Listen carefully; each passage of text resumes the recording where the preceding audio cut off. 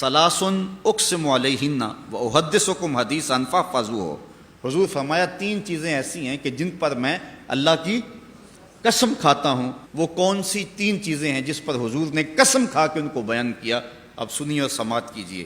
فَأَمَّا الَّذِي أُقْسِمُ عَلَيْهِنَّ فَإِنَّهُ مَا نَقَصَ مَالُ عَبْدٍ مِّن صَدَقَةٍ۔ پہلی وہ چیز جس پر میں قسم کھاتا ہوں وہ یہ ہے کہ میں تمہارا نبی تمہارے رب کی قسم کھا کے کہتا ہوں کہ صدقے سے مال کم نہیں ہوتا۔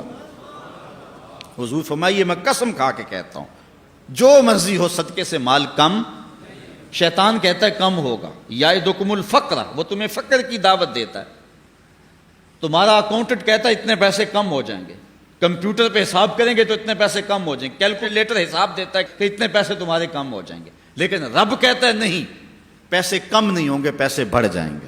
دوسری بات یہ ہے کہ جب کسی بندے پر کوئی شخص ظلم کرے اور وہ بندہ اس ظلم پہ صبر کرے تو حضور فرمایا میں قسم کھا کے کہتا ہوں اس کی اللہ عزت اور بڑھا دے گا، اس مظلوم کی عزت اور بڑھ جائے گی۔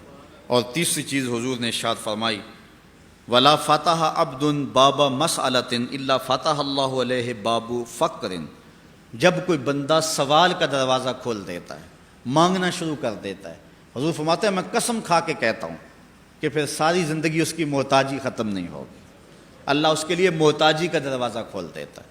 جو شخص مانگنے لگ جاتا ہے، بوڑھا بھی ہو مانگتا ہی رہتا ہے، اس کا پھیلا ہوا ہاتھ کبھی بھرا نہیں ہوتا، جتنا مرضی مانگ لے، کروڑ کروڑ مانگ لے، لیکن پھر بھی وہ محتاج کا محتاج ہی رہتا ہے۔ مانگنے والے کا کبھی دامن نہیں بھرتا ہے۔ حضور فرمایا یہ تین چیزیں میں تمہیں قسم کھا کے کہتا ہوں۔